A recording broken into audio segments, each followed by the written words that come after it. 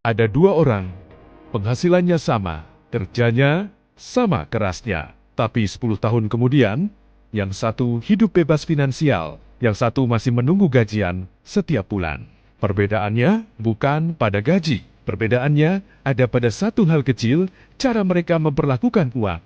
Kita tumbuh dengan keyakinan bahwa kalau ingin kaya, kita harus mencari gaji besar. Tapi, kenyataannya, banyak orang dengan gaji besar tetap terjebak utang. Banyak pejabat, artis, bahkan pengusaha bangkrut. Sementara ada orang biasa yang hidup sederhana, yang diam-diam membangun kekayaan. Kenapa bisa begitu? Karena orang kaya tidak berpikir seperti kebanyakan orang. Mereka punya aturan pribadi terhadap uang, dan aturan itu sederhana, tapi konsisten selama puluhan tahun.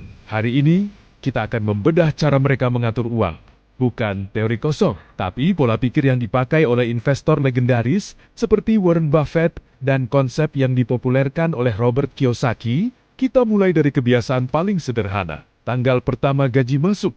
Orang biasa berpikir, aman, nanti kalau ada sisa, baru nabung. Orang kaya berpikir, saya harus menabung dulu, baru boleh hidup. Ini disebut prinsip pay yourself first. Warren Buffett pernah mengatakan, jangan menabung dari sisa pengeluaran.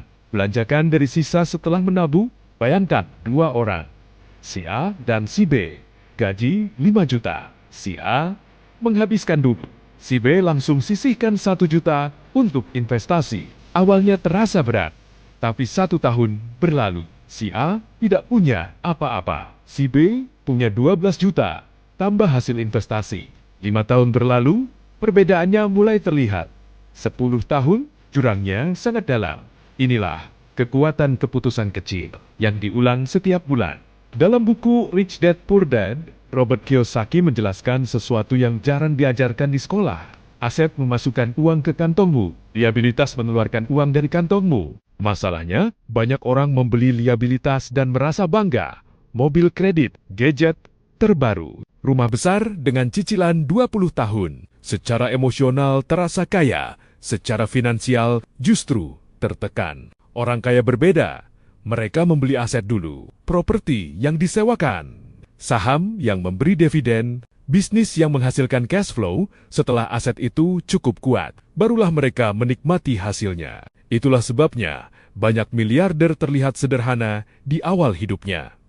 Mereka tidak mengejar tampilan, mereka mengejar mesin uang. Tahukah kamu, Warren Buffett masih tinggal di rumah yang ia beli tahun ke-1958.